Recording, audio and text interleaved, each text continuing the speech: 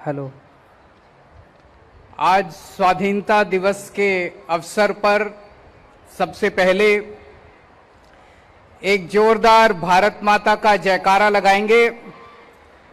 सब लोग मुट्ठी बंद करेंगे, हाथ ऊपर करेंगे और पूरे दिल से बोलेंगे, भारत माता की, भारत माता की, इंकलाब, इंकलाब, वंदे वंदे। स्वाधीनता दिवस के पावन पर्व पे सभी दिल्ली वासियों को, सभी देशवासियों को बहुत बहुत शुभकामनाएं, बहुत बहुत बधाई। सबसे पहले मैं उन सभी स्वतंत्रता सेनानियों को, लाखों लाखों करोड़ों लोग जिन्होंने किस्म किस्म की कुर्बानियां देके हमारे देश को आजाद कराया, उन सब लोगों को मैं दिल से नमन करता हूं। जिन लोगों ने देश आजाद होने के बाद,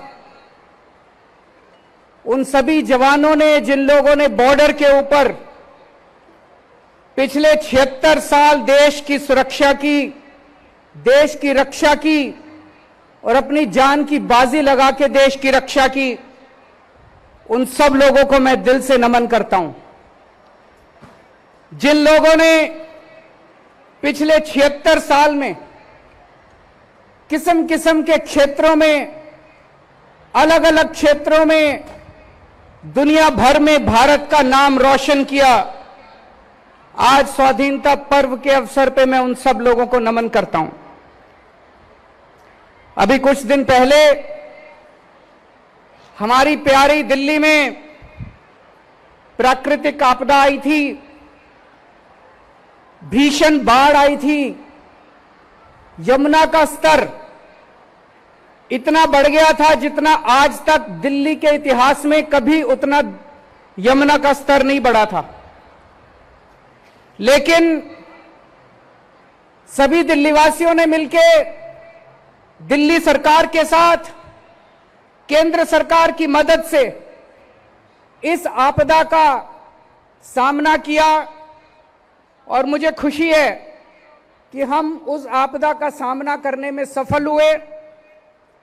कुछ लोगों के घरों में क्षति हुई, उन लोगों का सामान नष्ट हो गया था। सरकार की तरफ से हम लोगों ने उन्हें हर संभव प्रयास, हर संभव सहायता देने की मदद की, कोशिश की। दोस्तों, आज स्वाधीनता दिवस का पर्व है, खुशी का मौका है, लेकिन मन का एक कोने में एक छोटी सी व्यथा है। आज मन व्यथित है। देश के कुछ हिस्सों के अंदर आज एक भाई दूसरे भाई से लड़ रहा है। मणिपुर जल रहा है। मणिपुर में एक समुदाय के लोग दूसरे समुदाय के लोगों से लड़ रहे हैं। मणिपुर में इस समुदाय के लोग उस समुदाय के लोगों को मार रहे हैं, उस समुदाय के लोग इस समुदाय के लोगों को मार रहे हैं। इस समुदाय के लोग उस समुदाय के लोगों के घर जला रहे हैं, दुकानें जला रहे हैं। उस समुदाय के लोग इस समुदाय के लोगों के घर और दुकानें जला रहे हैं। इस समुदाय के लोग उनकी महिलाओं के साथ गलत काम कर रहे हैं। उस समुदाय के लोग इस समुदाय के लोगों के महिलाओं के साथ गलत काम कर रहे हैं। फायदा किसका हो रहा है? दोनों समुदाय के लोग व्यथित हैं। मणिपुर जल रहा है, भाई भाई से लड़ रहा है। अभी तक जो लोग एक साथ शांति के साथ रहा करते थे वो आपस में लड़ रहे हैं। इधर हम हरियाणा में देखते हैं, यहां भी दो समुदाय आपस के अंदर लड़ रहे हैं। ये समुदाय उस समुदाय से लड़ रहा है, वो इससे लड़ रहा है। फायदा किसका हो रहा है? इस लड़ाई में किसका फायदा हो रहा है? हम 21वीं सदी में रह रहे हैं।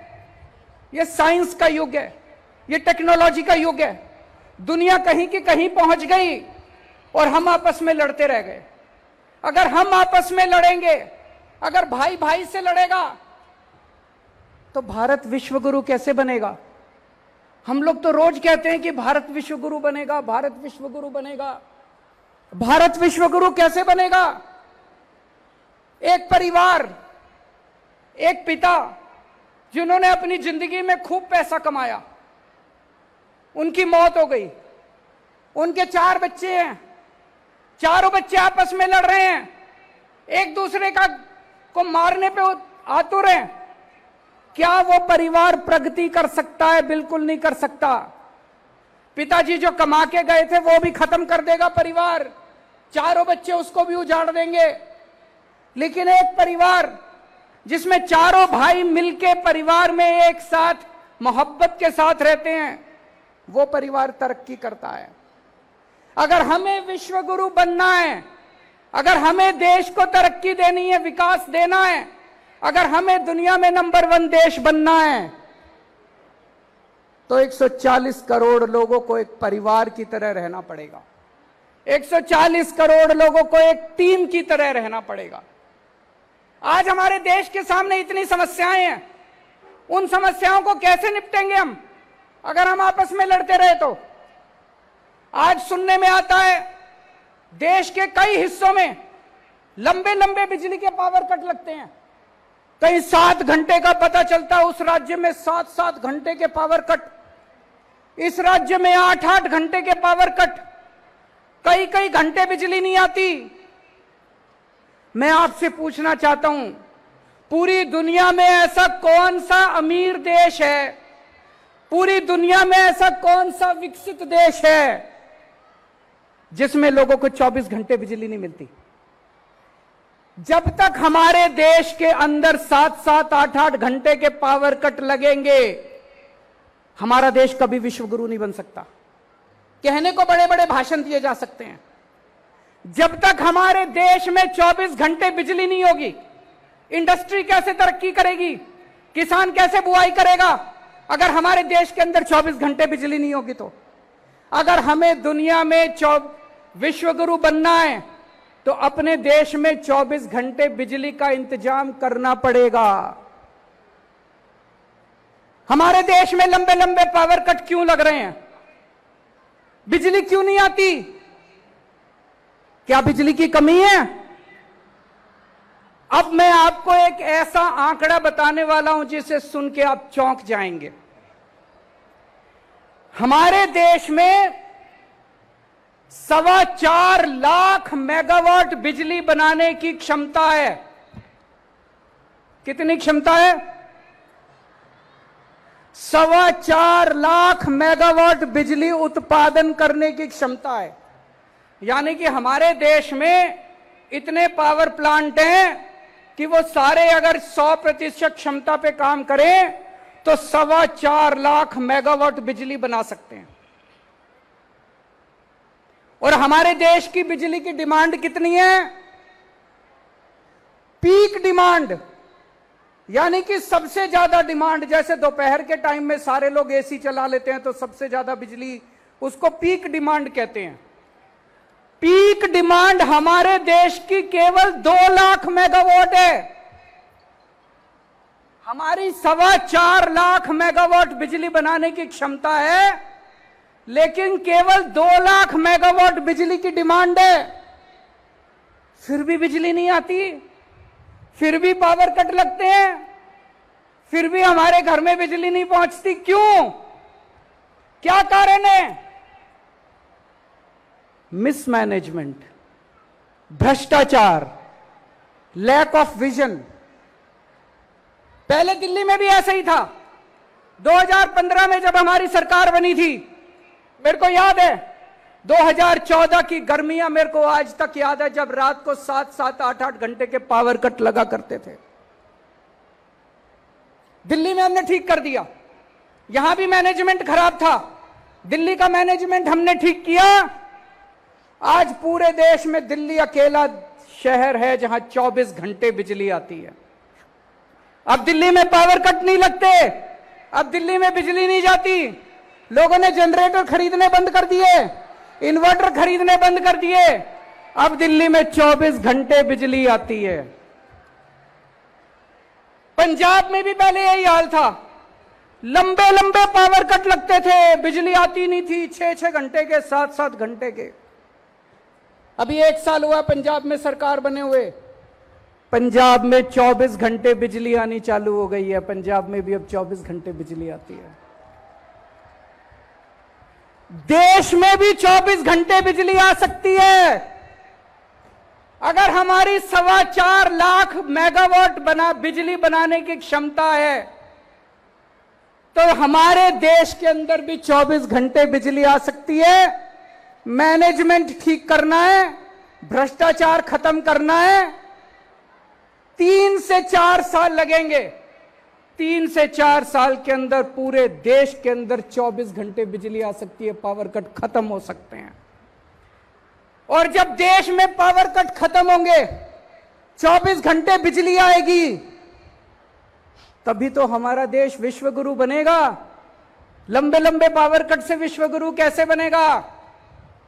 एक और बात है, कोई पावर प्लांट अगर 50% कैपेसिटी पे चलता है, तो वो जो बिजली पैदा करता है वो बहुत महंगी होती है। और अगर 100% कैपेसिटी पे काम करता है, तो वो बहुत सस्ती बिजली पैदा करता है। अगर हम अपनी पूरी 100% क्षमता पे 4.25 लाख मेगावाट बिजली पैदा करनी चालू कर दें, देश में बिजली के रेट आधे हो जाएंगे। हम बिजली एक्सपोर्ट करना चालू कर देंगे, दूसरे देशों को भारत बिजली देना चालू करेगा, और अपने देश के अंदर 24 घंटे बिजली आनी शुरू हो जाएगी। तभी मेरा भारत विश्वगुरु बनेगा। मैंने दिल्ली में मुफ्त बिजली देनी चालू की। 200 यूनिट तक लोगों के बिजली के बिल हमने माफ कर दिए। कुछ लोगों ने मेरा बहुत मजाक उड़ाया। पंजाब में जब सरकार बनी, पंजाब के अंदर भी हम लोगों ने लोगों को बिजली मुफ्त देनी चालू कर दी कि अगर आपका 200 यूनिट तक का बिजली का बिल आता है तो आपको बिजली का बिल नहीं भरना पड़ेगा। कुछ लोगों ने मेरा बहुत मजाक उड़ाया, कुछ लोगों ने मेरी बहुत निंदा की, कुछ लोगों ने कहा केजरीवाल फ्री की रेवड़ी देता है। आज मैं देश के सामने 2 विकल्प रख रहा हूं। पहला विकल्प, अगर हमें पूरे देश के 140 करोड़ लोगों के 200 यूनिट तक के बिजली के बिल माफ करने हैं, केवल 1.5 लाख करोड़ रुपए का खर्चा आएगा।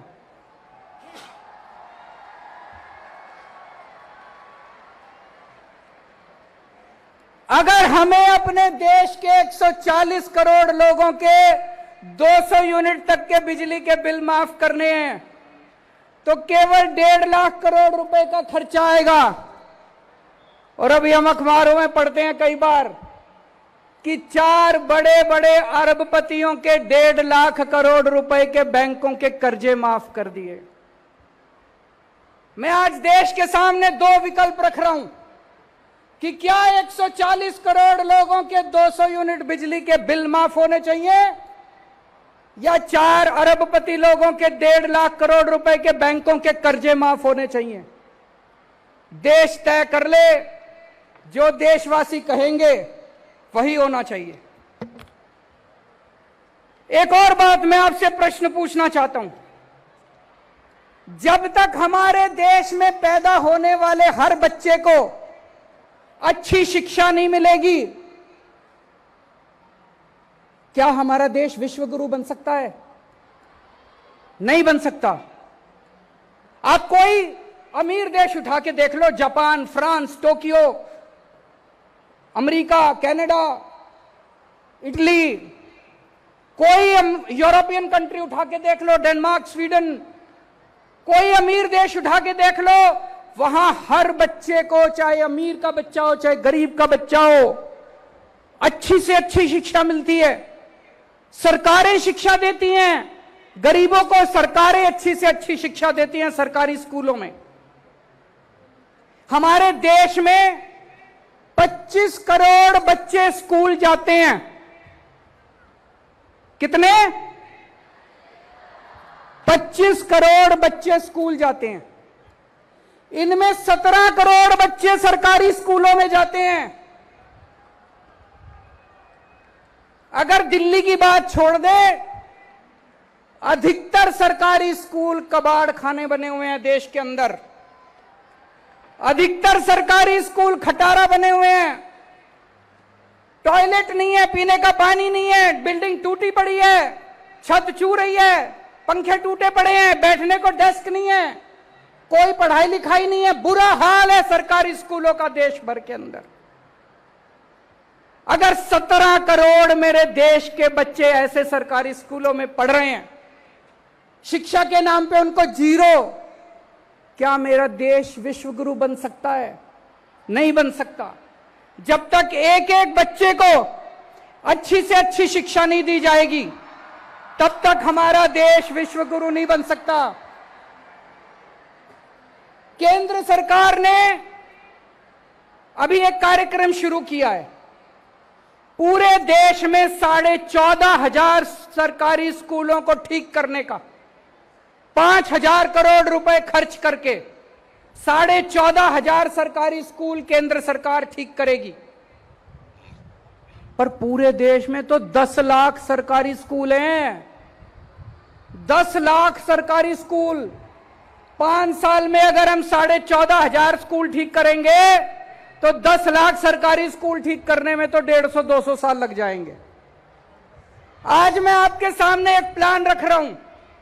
5 साल के अंदर देश के सारे 10 लाख सरकारी स्कूल शानदार बनाए जा सकते हैं, फर्स्ट क्लास बनाए जा सकते हैं, वर्ल्ड क्लास बनाए जा सकते हैं। देश के सारे 10 लाख सरकारी स्कूलों को प्राइवेट स्कूलों से अच्छा बना देंगे, वर्ल्ड क्लास बना देंगे। जैसे दिल्ली के सरकारी स्कूल चमका दिए, आज दिल्ली के सरकारी स्कूल प्राइवेट स्कूलों को पीछे छोड़ रहे हैं। दिल्ली के सरकारी स्कूलों के नतीजे प्राइवेट स्कूलों से ज्यादा अच्छे आ रहे हैं। हमें करना आता है। पहले दिल्ली के सरकारी स्कूल ठीक किए, अब पंजाब के सरकारी स्कूल शानदार बनाए जा रहे हैं। जो खर्च हम लोगों ने दिल्ली में किया सरकारी स्कूलों को ठीक करने का, मैंने सारा हिसाब किताब करा, जमा जोड़ किया।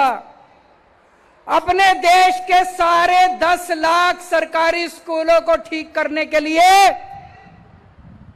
6 लाख करोड़ रुपए का खर्चा आएगा।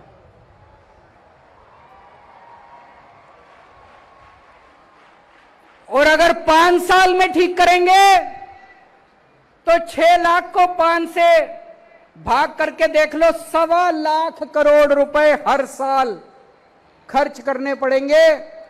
1.25 लाख करोड़ रुपए भारत जैसे देश के लिए, अपने लिए कोई ज्यादा नहीं है। अगर मेरे देश के 25-17 करोड़ बच्चों को अच्छी शिक्षा मिलती हो, अगर मेरे देश के 17 करोड़ बच्चों को शानदार शिक्षा मिलती हो, प्राइवेट स्कूलों से भी अच्छी शिक्षा मिलती हो, तो हर साल 1.25 लाख करोड़ रुपए तो कुछ भी नहीं है। भारत जैसे लोग देश के लिए तो चिल्लर है 1.25 लाख करोड़ रुपए। क्या हमें अपने देश के बच्चों को अच्छी शिक्षा देने के लिए हर साल 1.25 लाख करोड़ रुपए खर्च करने चाहिए? आप लोग मेरे से पूछोगे, अरविंद जी स्कूल तो अच्छे हो जाएंगे, शानदार हो जाएंगे, स्कूल चलाने का खर्चा कहां से आएगा? उसका भी मैं आज हिसाब किताब लेके आया हूं। देश के 17 करोड़ बच्चों को अच्छी शिक्षा देने के लिए, अच्छे अच्छे टीचर देने के लिए, शानदार यूनिफॉर्म देने के लिए, अच्छी पढ़ाई कराने के लिए, टीचर्स को अच्छी ट्रेनिंग देने के लिए एक साल में 7.5 लाख करोड़ रुपए चाहिए। और अभी पूरे देश में केंद्र सरकार और सारी राज्य सरकारें मिला के शिक्षा के ऊपर 7.5 लाख करोड़ रुपए खर्च करती हैं। इसका मतलब कोई भी एक्स्ट्रा पैसा नहीं चाहिए। जो खर्चा होता है उसमें भ्रष्टाचार खत्म कर दो, सारे बच्चों को अच्छी शिक्षा मिल जाएगी।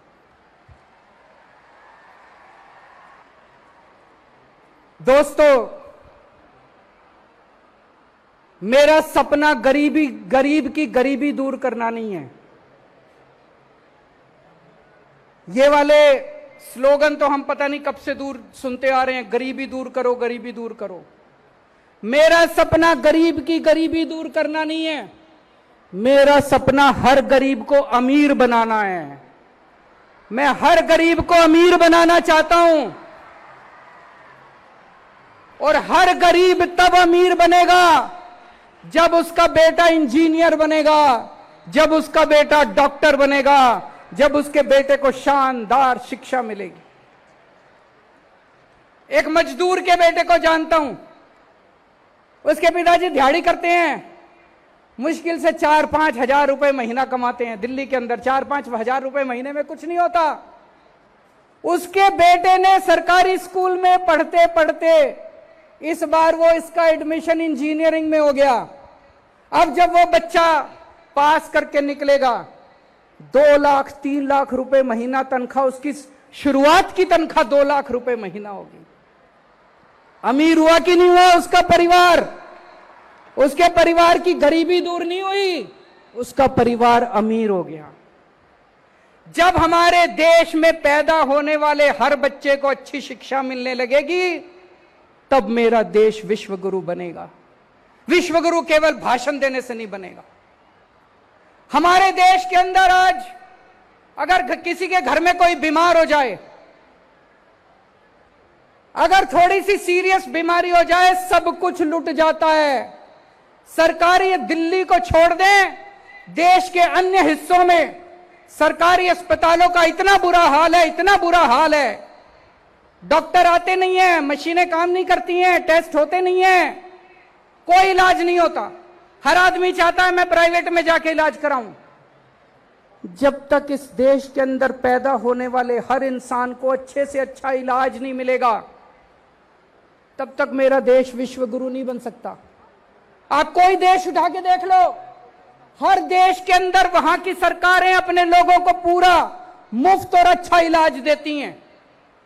दिल्ली में हमने मोहल्ला क्लिनिक बनाए, गली गली के अंदर मोहल्ला क्लिनिक खुल गए हैं। अगर आपको छोटी सी बीमारी होती है, आप मोहल्ला क्लिनिक में जाओ, आपका इलाज हो जाता है। आपको दवाइयां मुफ्त मिलती है, आपको टेस्ट मुफ्त होते हैं, आपका इलाज हो जाता है। हमारे देश में कितने गांव ऐसे हैं, दूर दूर तक अगर छोटी सी बीमारी हो जाए, मैंने देखा है सोशल मीडिया में, आपने भी देखा होगा, 2 लोग चारपाई पे उठा के उसको इतनी दूर चलते जा रहे हैं और अस्पताल तक पहुंचने के लिए। मैंने हिसाब लगाया है, देश के कोने कोने में मोहल्ला क्लिनिक खोला जा सकता है। 1 लाख मोहल्ला क्लिनिक खोलने के लिए पूरे देश में कोने कोने में 1 लाख मोहल्ला क्लिनिक खोलने के लिए केवल 10,000 करोड़ रुपए चाहिए। 10,000 करोड़ रुपए तो कुछ भी नहीं है। 10,000 करोड़ रुपए 2 साल के अंदर पूरे देश में कोने कोने के अंदर, देश के कोने कोने में, गांव गांव के अंदर मोहल्ला क्लिनिक खोले जा सकते हैं। 1 लाख मोहल्ला क्लिनिक खोलने के लिए केवल 10,000 करोड़ रुपए चाहिए। और अगर आपको थोड़ी बड़ी बीमारी हो जाए, हमारे देश के अंदर हर जिले में जिला अस्पताल है, लेकिन आज जिला अस्पताल की बहुत बुरी हालत है। जिला अस्पताल टूटे फूटे पड़े हैं, मशीनें काम नहीं कर रही। इसका मैंने पूरा प्लान बनाया। हर जिले के जिला अस्पताल को 500 बेड अस्पताल बनाने के लिए, मल्टी स्पेशलिटी अस्पताल बनाने के लिए, मैक्स फोर्टिस अपोलो जैसा शानदार अस्पताल बनाने के लिए, पूरे देश के हर जिले में एक एक मल्टी स्पेशलिटी हॉस्पिटल खोलने के लिए केवल 1.5 लाख करोड़ रुपए चाहिए। मैं तो कई बार सोचता हूं ये 75 साल में अभी तक क्यों नहीं हुआ, हो जाना चाहिए था। इतने कम पैसे, 1.5 लाख करोड़ रुपए में पूरे देश के हर जिले के अंदर 500 multi bedded multi speciality hospital खुल सकता है। और दिल्ली के अंदर हम हर व्यक्ति को फ्री इलाज देते हैं, सारी दवाइयां फ्री, सारे टेस्ट फ्री, ऑपरेशन फ्री, सब। 140 करोड़ लोगों का फ्री इलाज करने के लिए सबको फ्री इलाज की सुविधा देने के लिए केवल 2.5 लाख करोड़ रुपए चाहिए। तो टोटल कितने हो गए? 2.5 लाख करोड़, 10,000 करोड़, 1.5 लाख करोड़, 4 लाख करोड़। आपको जान के ताज्जुब होगा, आज पूरे देश में राज्य सरकारें और केंद्र सरकार मिलके 4 लाख करोड़ रुपए खर्च करती हैं। एक नया पैसा एक्स्ट्रा नहीं चाहिए, कोई एक्स्ट्रा पैसा नहीं चाहिए। ये जो पैसा चोरी हो रहा है, भ्रष्टाचार में जा रहा है, सारा पैसा मिसमैनेजमेंट हो रहा है। जैसे दिल्ली में हमने ठीक किया, जैसे पंजाब में हमने ठीक किया, अगर पूरे देश के अंदर मैनेजमेंट ठीक कर दिया जाए तो इस देश के हर आदमी को फ्री में शानदार इलाज मिल सकता है।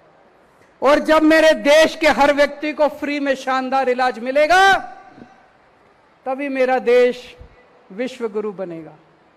और आप सोच के देखो, अगर हमारे सारे बिजली के प्लांट चलने लग गए, इतने सारे स्कूल खुल जाएंगे, इतने सारे अस्पताल, मोहल्ला क्लिनिक खुलेंगे, 3 करोड़ नए रोजगार पैदा होंगे। मेरे 3 करोड़ युवा साथियों को रोजगार मिलेंगे। पूरे देश में 3 करोड़ लोगों को रोजगार मिलेंगे। लोगों को सुरक्षा चक्र मिलेगा। किसी के घर में बच्चा पैदा होगा, उसे यह चिंता नहीं है मैं इसकी पढ़ाई कैसे कराऊंगा। किसी के घर में कोई बीमार होगा, उसे यह चिंता नहीं है मैं इसका इलाज कैसे कराऊंगा। किसी को अपना बिजली का बिल देने की चिंता करने की जरूरत नहीं पड़ेगी। 3-3 सुरक्षा चक्र लोगों को मिलेंगे। आज इतनी महंगाई है, अभी एक सर्वे आया थोड़े दिन पहले, पूरे देश में सबसे कम महंगाई दिल्ली के अंदर है, 2%।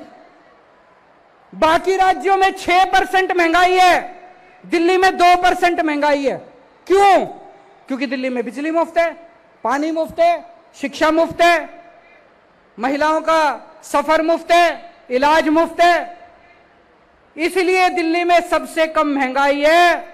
अगर हमने पूरे देश के अंदर लोगों को फ्री शिक्षा दे दी, शानदार शिक्षा दे दी, फ्री इलाज करा दिया, शानदार इलाज करा दिया, फ्री बिजली दे दी, पूरे देश में लोगों को महंगाई से छुटकारा मिलेगा। दोस्तों, पूरा देश तरक्की करेगा। तो संसाधन तो हैं हमारे पास, केवल नीयत की कमी है, विजन की कमी है, ईमानदारी की कमी है। एक ही निर्णय लेना है हम लोगों को। पिछले कुछ सालों में हमारे देश में कुछ चंद लोगों के 12 लाख करोड़ रुपए के कर्जे माफ कर दिए। 12 लाख करोड़ रुपए के कुछ चंद अरबपति लोगों के 12 लाख करोड़ रुपए के। हमारे देश को निर्णय लेना पड़ेगा कि क्या सरकारें कुछ चंद अरबपति लोगों के लिए चलनी चाहिए या 140 करोड़ लोगों के लिए चलनी चाहिए। अगर आज हम यह निर्णय लेते हैं कि 140 करोड़ लोगों के लिए चलनी चाहिए, तो देश के हर बच्चे को अच्छी शिक्षा मिल सकती है, देश के हर नागरिक को अच्छा इलाज मिल सकता है और हर परिवार को फ्री बिजली मिल सकती है। आज देश के अंदर चारों तरफ नेगेटिविटी हो गई है, मार धाड़, लड़ाई झगड़ा, नफरत। सोशल मीडिया उठा के देख लो, इतने लड़ाई झगड़े चल रहे हैं। हमें अपने देश के अंदर पॉजिटिव एनर्जी क्रिएट करनी पड़ेगी, देश के अंदर पॉजिटिव ऊर्जा लानी पड़ेगी, तभी देश तरक्की करेगा, तभी देश आगे बढ़ेगा। जब मैं मणिपुर के बारे में हम लोग सोचते थे, सुनते थे, दिल बहुत तकलीफ होता था। हमें लगता था हम क्या कर सकते हैं। हमने अपनी तरफ से एक छोटा सा काम किया। मणिपुर के कुछ लोग छोड़ के वहां के हालात से तंग होकर दिल्ली आ गए। हमने दिल्ली में सरकारी स्कूलों में उनके बच्चों का एडमिशन करा दिया। उनके पास सर्टिफिकेट नहीं थे, उनके घर जल गए थे, उनके पास किसी तरह का स्कूल लिविंग सर्टिफिकेट वगैरह कुछ नहीं था। हमने बिना किसी सर्टिफिकेट के लगभग 150 मणिपुर से आए हुए बच्चों का हमने अपने सरकारी स्कूलों में एडमिशन करा दिया। उन बच्चों की काउंसलिंग कराई जा रही है, उन लोगों को लैंग्वेज की प्रॉब्लम है उसको सिखाया जा रहा है और अन्य बच्चों के साथ मिलकर उनको एक नॉर्मल जिंदगी जीने की कोशिश की जा रही है। मेरे पास कई व्यापारी आए। आज देश का व्यापारी बहुत दुखी है। जीएसटी इतना कॉम्प्लिकेटेड है, इतना कॉम्प्लिकेटेड है। लोग कहते हैं जी धंधा करें कि जीएसटी करें। हम 24 घंटे जीएसटी करते रहते हैं, 24 घंटे टैक्सेशन करते रहते हैं, फिर भी कहीं ना कोई गलती हो जाती है। हमारे देश का व्यापारी ईमानदारी से काम करना चाहता है, हमारे देश का उद्योगपति ईमानदारी से काम करना चाहता है, लेकिन हमने सिस्टम ऐसा बना दिया कि उसको जानबूझ के बेईमानी करनी पड़ती है। मुझे लगता है कि जीएसटी के अंदर मूल चूल परिवर्तन करने की जरूरत है। व्यापारी जीएसटी हैंडल नहीं कर पा रहा। चाणक्य ने एक बार कहा था कि जब कोई राजा टैक्स लेता है तो उसे ऐसे टैक्स लेना चाहिए जैसे मधुमक्खी बड़े प्यार से फूल से शहद निकालती है और फूल को पता भी नहीं चलता कि शहद निकाल लिया गया। उसी तरह से सरकार को व्यापारियों से ऐसे टैक्स लेना चाहिए कि व्यापारियों को पता भी ना चले कि उससे टैक्स ले लिया गया। लेकिन अगर टैक्स इतना कॉम्प्लिकेटेड कर दिया कि व्यापारी दुखी है, तो फिर व्यापारी व्यापार कैसे करेगा, और व्यापार नहीं करेगा तो देश तरक्की कैसे करेगा। अभी दिल्ली के लोगों का अधिकार छीनने के लिए पहले एक ऑर्डिनेंस लाया गया और उसके बाद एक कानून पास किया गया। दिल्ली के लोगों के लोकतांत्रिक अधिकार छीन लिए गए। दिल्ली की चुनी हुई सरकार के काम करने की क्षमता को छीन लिया गया। मेरे पास बहुत लोग आ रहे हैं, मुझसे पूछ रहे हैं अब आप काम कैसे करोगे। आज मैं स्वतंत्रता दिवस के पावन अवसर पे दिल्ली के 2 करोड़ लोगों को यह आश्वासन देता हूं कि जो मर्जी हो जाए, जो मर्जी पावर छीन लें, हमारे 2 काम जारी रहेंगे। एक तरफ हम पावर वापस आपको, आपकी पावर वापस दिलाएंगे, दिल्ली के 2 करोड़ लोगों को आपको अपने अधिकार वापस दिलाएंगे। इसकी लड़ाई हम सुप्रीम कोर्ट में लड़ेंगे। लेकिन जितने काम चल रहे हैं, जब से मैं दिल्ली का मुख्यमंत्री बना हूं, तब से ये लोग मेरे काम में अड़चन अड़ाने की कोशिश करते हैं, मेरे काम में अड़चन अड़ाने की कोशिश करते हैं, लेकिन मैंने काम रुकने नहीं दिए। आपके जितने दिल्ली में काम चल रहे हैं, सारे काम चलते रहेंगे। आपकी फ्री बिजली चालू रहेगी, आपके बच्चों का अच्छी शिक्षा जारी रहेगी, आपके लोगों का अच्छा इलाज जारी रहेगा, आपकी महिलाओं को फ्री सफर जारी रहेगा। आप चिंता मत करना, अपना प्यार बनाए रखना। जितने काम है सारे काम जारी रहेंगे। हो सकता है थोड़ी स्पीड कम हो जाए, जब क्षमता वापस आएगी सारी तो हम खूब स्पीड से और काम करेंगे। लेकिन यह कभी मत सोचना कि दिल्ली के काम किसी भी हालत में मैं रुकने नहीं दूंगा। दिल्ली के काम नहीं रुकेंगे, बिल्कुल। पिछले दिनों दिल्ली नगर निगम ने पूरी दिल्ली के अंदर सफाई अभियान शुरू किया है। बहुत तेजी के साथ उन्होंने कई टीम बनाई है। पूरा दिल्ली नगर निगम, सभी सफाई कर्मचारी, सभी उनके अधिकारी, सब लोग लगे हुए हैं। मैं दिल्ली के लोगों को आज अपील करना चाहता हूं, आप सब लोग इस सफाई अभियान में जुड़िए और आइए मिलके हम अपनी दिल्ली को साफ सुथरा बनाते हैं। आने वाले दिनों में मैंने अपने सामने 3-4 मेन काम रखे हैं। एक, पानी पे काम करना है और मैं कर रहा हूं। दिल्ली के हर घर 24 घंटे पानी पहुंचना चाहिए और टूटी से साफ पानी आना चाहिए। यमुना की सफाई करनी है, उस पे हम लोग लगे हुए हैं। जो सड़कें टूटी हुई हैं सारी सड़कों की रिपेयर करानी है और दिल्ली की सड़कों को यूरोपियन स्टैंडर्ड का बनाना है, साफ सुथरा बनाना है। इन सभी कामों पे हम लोग लगे हुए हैं। फिर से अंत में केवल एक ही चीज कहूंगा, हम सब लोग अपने भारत को बहुत प्यार करते हैं, हम सब लोग भारत माता को बहुत प्यार करते हैं। लेकिन अगर हम आपस में लड़ेंगे तो भारत कहीं आगे नहीं पहुंच पाएगा। हमें लड़ना नहीं है, देश के 140 करोड़ लोगों को मिलके एक टीम की तरह, एक परिवार की तरह काम करना है। और जिस दिन हमने मिलकर काम करना शुरू कर दिया, दुनिया की कोई ताकत भारत को दुनिया का नंबर 1 देश बनाने से नहीं रोक सकती।